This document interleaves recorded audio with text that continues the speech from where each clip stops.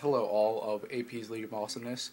This is Austin Pintar, or also known as T-Bows before Hose. Today I come to you as a competitor and a colleague, not as your commissioner. I would like to address the whole league, and I'm going to go through each team from the least competitive to me to the most competitive, so the worst to the best. First, I'd like to address Adam Pintar, also known as Team Pintar. He has come in last in many of the leagues. Also, as you can see, Team Pintar shows that he isn't showing much competition in the league. He's not paying very much attention to the league, but he's coming last in very many of the fantasy leagues. You know, I think this is a pattern, and it's going to continue this year because he doesn't have very much skill in the fantasy world. Next would be Adam Mitro, also known as Team Mitro. Another one isn't showing much interest in the league or isn't coming on as much. As you can see, he hasn't changed his team name also. Adam has been in a couple of my leagues, and he never does very good. And I feel like this is the year that, you know, he takes a pick that won't pan out very well for him, and he will end up towards the bottom. So the two Adams will be at the bottom this year, I believe. Next is a friend of mine, Noah Shaheen, also known as Olshgasm. Noah is a second-year fantasy player. You know, last year he got kind of lucky, did okay. This year, no, I don't see his luck panning out as well, and I feel like he's going to have a bad year this year. You know, he's going to just be coming back off vacation, not focused on the fantasy league, and I feel like he's not going to do as well as he did the last year. Next, at 11, would be Chris Tanny, also known as Team Tanny. He's another one that hasn't changed his team name, so he's not showing much interest in the league. You know, I think that's going to show at the draft date. Chris is one of those kids where I feel like he's not very good at many things. You know, he won a fantasy baseball league of mine, but no one really paid attention to that league, and he got lucky because he's a weird kid and he pays attention to that stuff. You know, probably gonna try to use statistics to his advantage and stuff like that because, you know, he thinks he's a smart kid, but you know, that's not gonna work in fantasy football. He's not gonna be able to find the sleepers like the people in the top 5. You know, also Chris, I feel like he's gonna get beat by his wife when he's older. So that should pan out in this league, so I don't know how well that's going to work out for him. Next, number 10 is Cole Masick, also known as Chest Hair and Lawn Care. I think that's a knock at Mario Matarazzo, who is a competitor in this league, whereas Cole Masick is not very much a competitor. For those of you who know Cole, he's not the smartest kid. You know, he does decent in fantasy leagues, but I'm pretty sure that's because of his dad's help, that his dad takes over his teams eventually. You know, this year, Cole, I don't know how well he's going to do the draft, and I just don't think he's going to have that good of a year. He's going to be towards the cellar of the league this year. And I don't know. He might try to give it over to his dad if that, and he could move up. But if Cole stays in control of his team the whole year, I think he's going to end up at 10.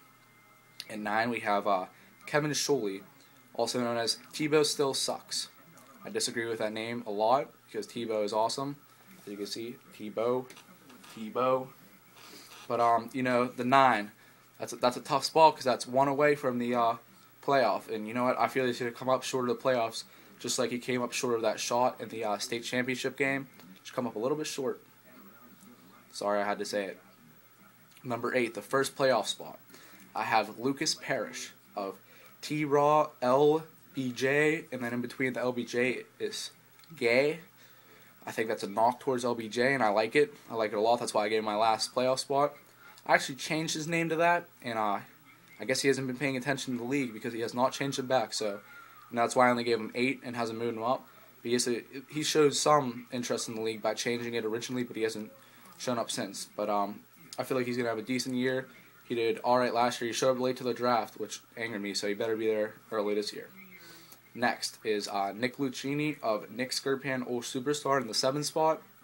You know, Nick, he pays attention to a lot of the leagues. He has no life, basically, and all he does is pay attention to his fantasy leagues because that's all he has going for him in his life. But other than that, he's just going to get the 7th spot because he's going to overanalyze everything, and he's going to get some good picks, but some things just aren't going to work out for him. That's why he's going to end up at 7. Not going to do too well. You know, he's Luch. He's not very good at many things, so I'm going to give him middle of the pack. I'm going to be nice since, you know, he's going to get really upset. Number 6, I have my dear friend Tynan Greer of Team Greer. He hasn't changed his name, hasn't shown much, but, you know, he's a good competitor.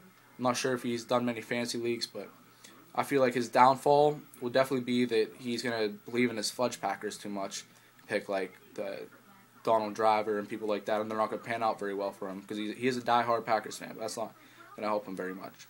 Then, and we're down to the top 5 now. Number 5, Mud Matarazzo, also a good friend of mine. His name is Team Matarazzo. He hasn't shown much interest, it looks like, but it is what it is. Mud was regular season champion last year.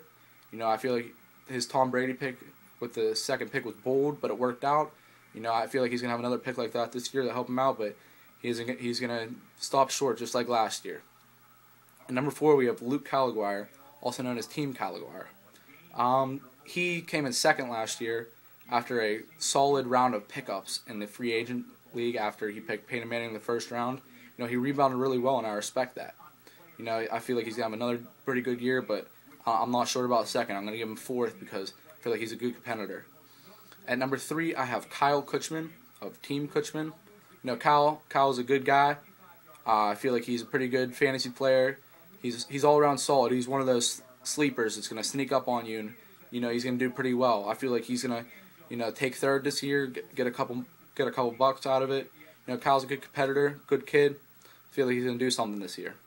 At number 2, I have Zach Heller of Olsh's Whipfield Title Hunt. Well, Olsh's Whipfield Title Hunt is going to be pretty tough because Olsh sucks, plain and simple.